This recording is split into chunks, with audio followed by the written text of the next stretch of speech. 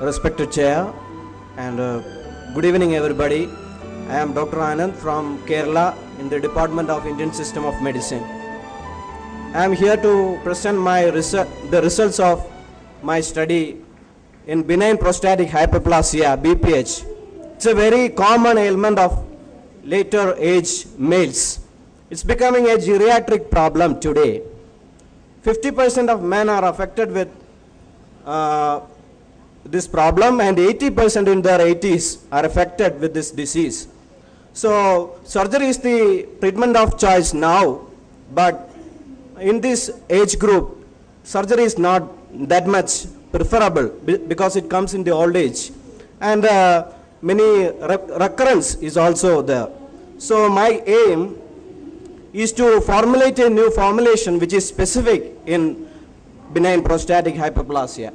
So the significance is that by combining a herbal combination with a mineral one, we could achieve the result, and also the percentage of the mineral in the formulation could be lowered so that it become more safe. So my aim is to formulate a modified herbo-mineral drug, then the pharmaceutical preparation, and then to evaluate its clinical efficacy. So benign prostatic hyperplasia, as you know, it's a major condition, and the etiology is still obscure to the modern medicine. But increased dihydrotestosterone is thought to be a reason. The symptoms are almost urinary symptoms. The pathology is due to the compression of the lumen of urethra due to the hypertrophied growth of the prostate. So the symptoms are almost urinary symptoms, and the major diagnostic methods are assessment with International Prostate Symptom Score, and then with ultrasound scan of abdomen with pelvis. So relating to BPH, to Ayurvedic concepts, there is no direct exact correlation. The Mutra Granthi, a disease told in Mutra Ghada, seems very close to the description of BPH. So analyzing the etiology, we can see that the certain nidanas, the causes, are very common in our society, like hot and spicy food, aditishna aushadha sevana, then adidruda prishtayana, traveling through bike in harsh roads, and usage of chemicals and synthetics. These are very common nowadays. So by these, the vada, especially abana vada, seems to play an important role in pathogenesis. Vada Visheshan can cause Pitta and Kapha Visheshan, and this can affect Jadaragni, which in turns affects the Srodhas involved.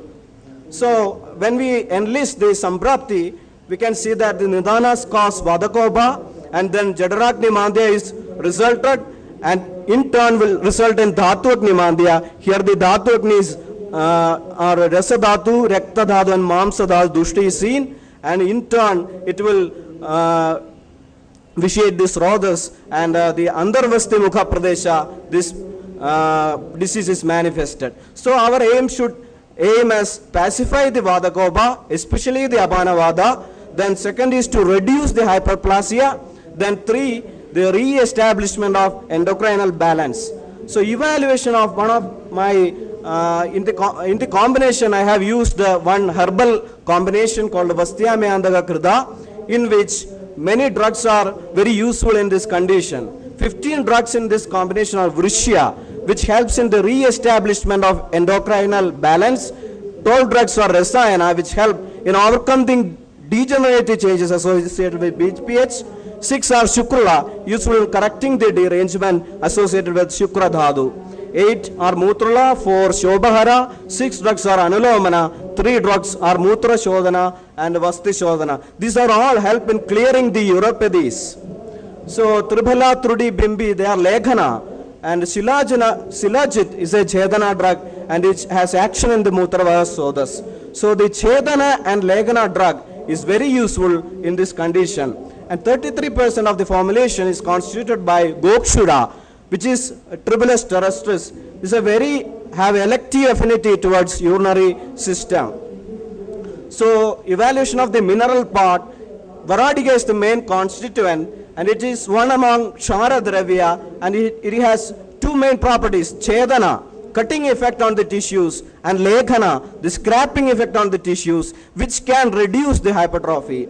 It is one among the Kshara Dravya, and by virtue of the above properties, Kshara can bring depletion or disintegration of tumor. This is achieved medically and not by any surgical intervention.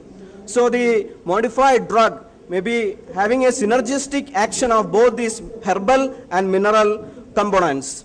So by this, the Shastra Karma, surgical effect, can be brought about by the drug itself. And this is also a kind of targeting of the drug targeting to the site of prostate. So pharmaceutical study, I have prepared the formulation, then dose fixation done, and analysis was also used in X-ray diffraction studies conducted in RRL, and atomic absorption spectrum studies conducted in VSSE. So to evaluate its safety. So the pharmaceutical processes involved are Shodhana and Marana, then some of the pictures of the preparation. So result is that 500 milligram capsules were formulated, and 2 capsules 2 times a day is prescribed as a dose, and the dose fixation is done according to reduce the dosage of the mineral drug to half without affecting the efficacy. So 4 capsules of 500 milligram is advised. So analysis, it's a very important part as we introduced X-ray diffraction studies for these samples, and sample 1, which is one among the raw drug, is Shodhita Gandhaka, shown perfect monoclinic crystalline pattern. Then sample 2 is Rasasindura, and 1% mercury is detected. It is not in the free form.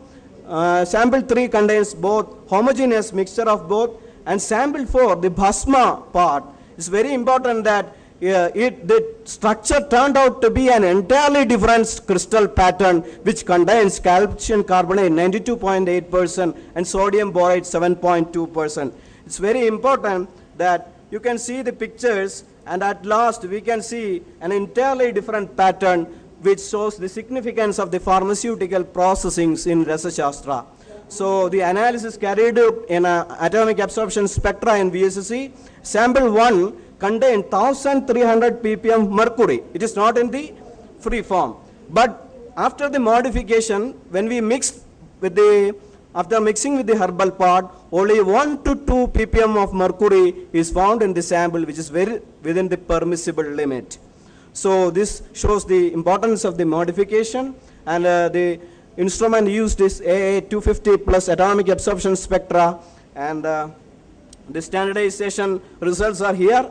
Then clinical study with this medicine is conducted in Government Ayurvedic College Trivandrum. A pre-post treatment comparison based on quasi experimental treatment was selected, and the study setting and the exclusion and inclusion criteria were fixed, and the variable studied is very important. As said in the keynote, in order to bring the objectivity, I have fixed two variable outcome. First one, the reduction in the volume of prostate as evidenced by ultrasound scan. And second one is the reduction in symptom score according to International Prostate Symptom Score devised by Urological Association and approved by WHO. So assessment done using the statistical tests, and here the non-parametric method applied was comparison with Wilcoxon's matched pair Sander rank test, the non-parametric test equivalent to pair t-test.